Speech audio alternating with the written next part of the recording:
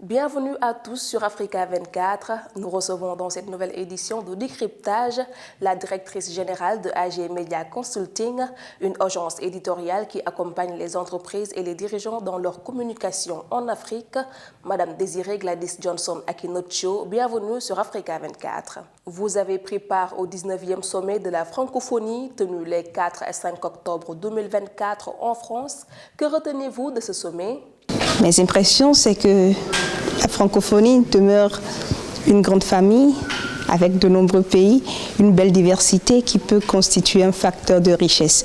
Et mon autre impression, c'est que nous sommes tous conscients des enjeux qui sont les nôtres et que chaque pays, chaque représentant à son niveau est engagé pour qu'ensemble nous le résolvions pour promouvoir la thématique de cette édition qui est créer, innover et entreprendre en français.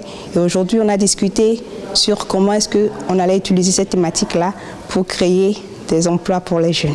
L'édition 2024 du sommet s'est tenue autour du thème « Créer, innover et entreprendre en français ». En tant que jeune entrepreneur au Bénin, quels ont été les enjeux et les causes que vous avez défendus lors de cette rencontre ? Alors, ce que, en tant qu'entrepreneur, nous sommes venus faire à ce sommet de la francophonie, où nous avons discuté avec d'autres représentants de d'autres pays francophones, c'est premièrement partager les meilleures pratiques qui étaient faites dans nos différents pays sur cette thématique-là.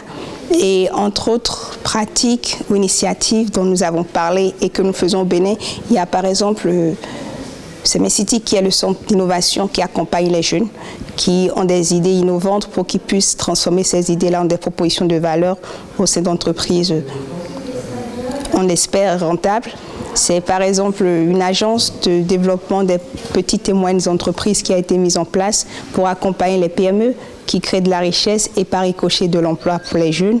C'est par exemple notre caisse de dépôt du Bénin et de consignation, caisse de dépôt et de consignation qui, elle, par exemple, investit dans des champions locaux qui sont dans des activités de développement et qui créent aussi des emplois. Donc, nous avons partagé ces meilleures pratiques-là, ces bonnes pratiques-là avec les autres participants. Mais nous avons également parlé de nos défis. Et en tant qu'entrepreneur, par exemple, l'un des défis que nous rencontrons quand on vient d'un pays comme le Bénin et que l'on entreprend depuis le continent, c'est celui, par exemple, de la fluidité des échanges bancaires. Les entreprises, que ce soit au Bénin, mais également au Togo, en Côte d'Ivoire, ont quelques difficultés quand il s'agit de recevoir des paiements, par exemple, d'autres pays de la francophonie. Ce qui gêne lorsque l'on cherche à mettre en place un marché francophone pour dynamiser les échanges entre les différents pays et pour créer plus de valeur et d'emplois. De nombreux chefs d'État et de gouvernement de l'OIF, qui compte désormais 93 États, ont participé aux échanges avec de jeunes créateurs et entrepreneurs lors du sommet. Selon vous, quelles sont les questions majeures et les propositions innovantes qui ont émergé de ces tables rondes avec ces dirigeants ? Alors, ça a été des discussions avec des chefs d'État, mais également des chefs de représentation. Et l'objectif était de voir, dans un premier temps, qu'est-ce que les autres pays faisaient pour promouvoir la création, l'innovation et l'entrepreneuriat dans le sens de la création de l'emploi des jeunes. Donc, il a été question de voir ce qui se fait de bien dans les autres pays qui étaient autour des différentes tables de discussion que nous avons eues. Il a aussi été question de voir quelles étaient les dynamiques qu'on pouvait mettre en place et plusieurs belles propositions ont été faites. Par exemple, sur notre table, par exemple, il y a 2 propositions qui ont été faites et qui ont été marquantes. C'est celle de, pour les pays où le français est la 2e ou la 3e langue et où il y a des systèmes de formation en français dans le supérieur, c'est de commencer, par exemple, l'apprentissage de cette langue plus tôt qu'à l'université, de le commencer au primaire ou au secondaire, afin de permettre aux universitaires de pouvoir comprendre pleinement les cours qu'ils vont recevoir.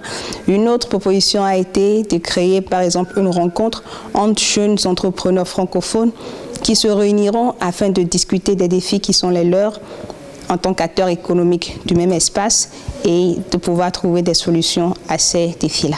Avec 320 millions de francophones, 150 millions d'apprenants, le français est aujourd'hui la 5e langue la plus parlée au monde. Quelle place occupe-t-elle dans votre pays, le Bénin, face à la concurrence des nombreuses langues locales? Selon moi, quand on prend le cas particulier du Bénin, le français, c'est notre langue de travail et c'est la principale langue. C'est vrai que nous avons beaucoup de langues locales, mais ces langues locales sont très nombreuses. On en a plusieurs centaines et surtout, ce n'est pas des langues scripturaires pour le moment.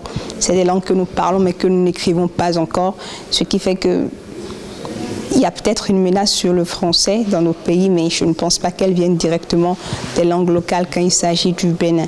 Par contre, ce qui pourrait arriver, ce qui arrive au Bénin, c'est peut-être la menace de l'anglais. Parce que nous sommes à côté d'un géant qu'est le Nigeria, mais surtout lorsque vous êtes dans le domaine de l'entrepreneuriat, dans un certain secteur, la plupart des ressources que nous avons en termes de formation, en termes d'outils, sortent premièrement en anglais. Du coup, quand tu veux être à la pointe, tu as intérêt à comprendre la langue pour ne pas attendre qu'il y ait d'abord une traduction. Et donc, l'une des choses que le français pourrait faire pour se développer encore plus, c'est de créer un espace économique assez fort qui présente vraiment de l'engouement pour ses membres et qui leur donne la capacité de se développer entre eux sans forcément avoir le besoin ou la nécessité d'aller vers d'autres régions qui parlent d'autres langues. La deuxième chose serait aussi peut-être d'accélérer les systèmes de mise à disposition des différentes ressources en termes de formation. Madame Désirée Gladys Johnson Akinotcho, merci d'avoir répondu à notre invitation. Merci à vous aussi de nous avoir suivis. Retrouvez votre programme en replay sur MyAfrica24 et africa24tv.com.